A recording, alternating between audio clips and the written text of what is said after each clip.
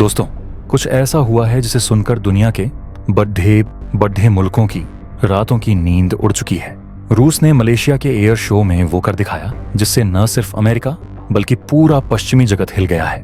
रूस का 5th generation stealth fighter jet Sukhoi 57 ने कहा ऐसा कारनामा दिखाया कि पूरी दुनिया की आंखें खुली की खुली रह गईं। और अब रूस ने भारत को इस SU-77 की फुल टेक्नोलॉजी ट्रांसफर के साथ देने का जो ऑफर दिया है, उससे यूरोप से लेकर वॉशिंगटन तक खलबली मच चुकी है। इतना हंगामा सिर्फ इसलिए नहीं कि भारत को एक ताकतवर फाइटर जेट मिल रहा है।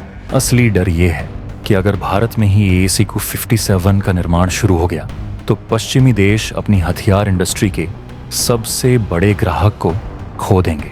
यही वजह है कि अमेरिका और यूरोपीय देश अब खुलेआम भारत को धमकियां हाँक देने लगे हैं, प्रतिबंध लगाने की बात कर रहे हैं, इंटरनेशनल कानूनों का हवाला दे रहे हैं और डिप्लोमेटिक प्रेशर बनाने की कोशिश में लगे हैं।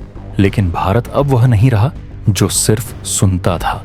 अब भारत तय करता है कि उसे क्या करना है। पिछले कुछ सालों में भारत और रूस के बीच सुखोई 57 को लेकर कई दौर की बातचीत हुई है। रूस इस जेट को भारत में बनाने को तैयार है, वो भी मेक इन इंडिया के तहत और फुल सोर्स कोड के साथ। अमेरिका और यूरोप को सबसे ज्यादा डर इसी बात का है, क्योंकि अगर भारत को यह टेक्नोलॉजी मिल गई तो वो किसी पर निर्भर नहीं रहेगा। अब अमेरिका की बेचैनी देखिए। उन्होंने पहले डोनाल्ड ट्रंप के जमाने में भारत को F-35 बेचने की बात की। लॉकहीड मार्टिन के CEO भारत आए, बड़े बड़े वादे किए, कॉमर्शियल मिनिस्टर से मीटिंग की और कहा कि भारत चाहे तो हम F-35 बना कर देंगे। लेकिन जब भारत ने कहा कि हम टेक्नोलॉजी ट्रांसफर चाहते हैं, सोर्स कोड चाहिए और निर्माण भारत में होगा, तो लॉकहीड मार्टिन ने सीधा कदम पीछे खींच लिया। क्योंकि अमेरिका की पॉलिसी है किल स्विच, यानी उनके बनाए जेट्स में एक ऐसा सिस्टम होता है जो अगर वो चाहें तो भारत का जेट हवा में ही बंद हो सकता है। भारत की एयरफोर्स ने साफ कह दिया, हम कोई रेफ्रिजरेटर नहीं खरीद रहे जो दुकान से देखकर ले आएं। हम फाइटर जेट खरीद रहे हैं जिसमें हर एक स्क्रू, हर एक कोड हमें जानना जरूरी है।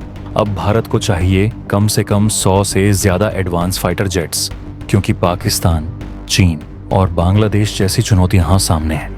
हमने राफेल लिए, 36 जेट्स फ्रांस से आए और अब 26 राफेल M नौसेना के लिए भी आ रहे हैं। लेकिन दिक्कत ये है कि फ्रांस ने भी हमें ना तो टेक्नोलॉजी दी, ना सोर्स कोड। यानी अगर हमें राफेल में अपनी मिसाइल लगानी हो तो भी फ्रांस की परमिशन चाहिए। सोचिए, भारत में 3 करोड़ की मिसाइल है, लेकिन फ्रांस हमें 20 करोड़ में बेचता है और हम उसे लगाने को मजबूर हैं। यही मार्केट स्ट्रैटेजी है पश्चिमी देशों की। भारत को टेक्नोलॉजी पर निर्भर बनाओ ताकि वो हमेशा हमारा ग्राहक बना रहे। लेकिन मलेशिया में रूस ने जब SU-57 की धांसू फ्लाइट दिखाई और फिर भारत को ऑफर दे दिया कि आओ मिलकर बनाते हैं, तो अमेरिका और यूरोप को काटो तो खून नहीं। अब सोचिए, अगर भारत में SU-57 का निर्माण शुरू होता है तो उसका असर केवल भारत की ताकत पर ही नहीं बल्कि पूरी ग्लोबल डिफेंस इक्वेशन पर पड़ेगा। भारत अब न सिर्फ खरीदार रहेगा बल्कि निर्माता भी बन जाएगा। और जब भारत अपनी ही जमीन पर 5th जनरेशन फाइटर जेट बनाएगा तो अगली बार कोई भी देश भारत को आंख दिखाने से पहले 10 बार सोचेगा। SU-57 की सबसे बड़ी खूबी यह है कि यह पूरी तरह से स्टेल्थ है, यानी दुश्मन की आंखों से गायब। इसमें super cruising speed, advanced radar, multi role capability और इलेक्ट्रॉनिक वॉरफेयर सिस्टम जैसी टेक्नोलॉजी है जो आज की तारीख में बहुत कम देशों के पास है।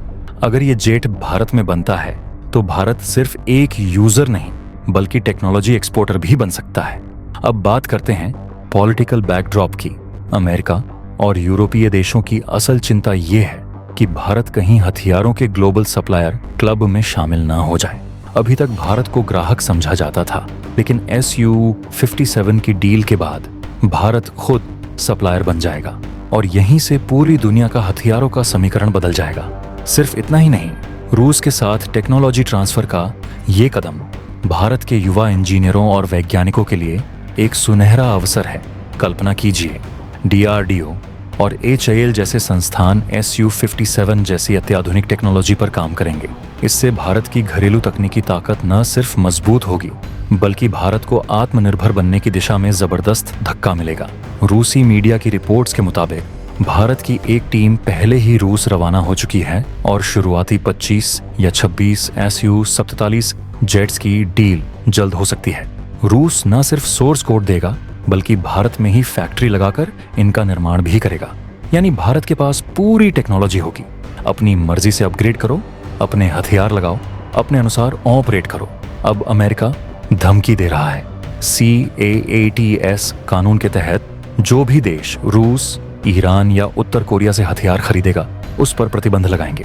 पहले भी S-400 डील के वक्त अमेरिका ने ऐसा किया था, लेकिन भारत के आगे उन्हें झुकना पड़ा, क्योंकि अमेरिका जानता है कि भारत से पंगा लेना यानी अपना मार्केट गंवाना। अक्टूबर 2024 में फ्रांस, जर्मनी और स्वीडन ने मिलकर बयान दिया था कि वो Su-57 के निर्माण में कोई तकनीकी सहायता नहीं देंगे, लेकिन रूस ने दो टूक जवाब दे दिया, हमें तुम्हारी जरूरत नहीं है, हम अपने संसाधनों से बना सकते हैं। अब जब भारत से डील की चर्चा तेज हो रही है तो फिर वही यूरोप के देश धमकी पर उतर आए हैं। उनकी सबसे बड़ी टेंशन ये है, अगर भारत में Su-57 बनने लगा तो भारत डिफेंस सेक्टर में आत्मनिर्भर हो जाएगा। और यही वो डर है जो पश्चिमी देशों को चैन से सोने नहीं दे रहा। दुनिया जानती है कि भारत अगर ठान ले तो वो हर टेक्नोलॉजी में आत्मनिर्भर हो सकता है। अमेरिका, फ्रांस, जर्मनी, स्वीडन सब अपने फाइटर जेट भारत को बेचने की कोशिश में है। कोई F-35 बेच रहा, कोई रफाल, कोई यूरोफाइटर तो कोई ग्रिपेन।